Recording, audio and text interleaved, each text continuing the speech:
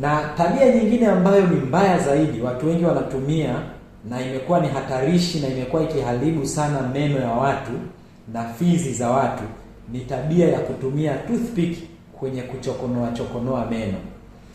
Mtu anakula chips kidogo, anachokonoa, amekula sijui nyama, anatumia toothpick kuchomoa. Sasa ile pale inaharibu zaidi meno kulikoni kitu kingine chochote.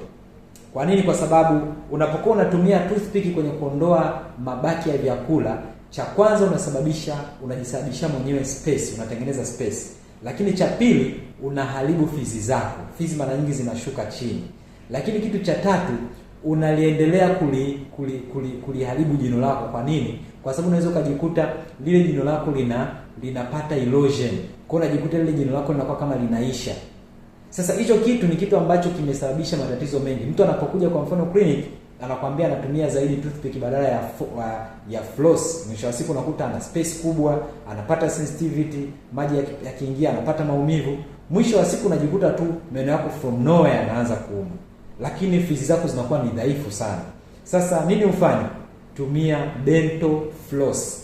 Dental floss. Tumia dental floss badala ya toothpick ili kusudi usiumize fizi zako, usiumize meno yako, na lakini uilinde afya yako ya kinywa na meno, hasa hizo fizi zako. Kwa hiyo badilika kuanzia leo. Achana tabia hii, ni hatarishi sana.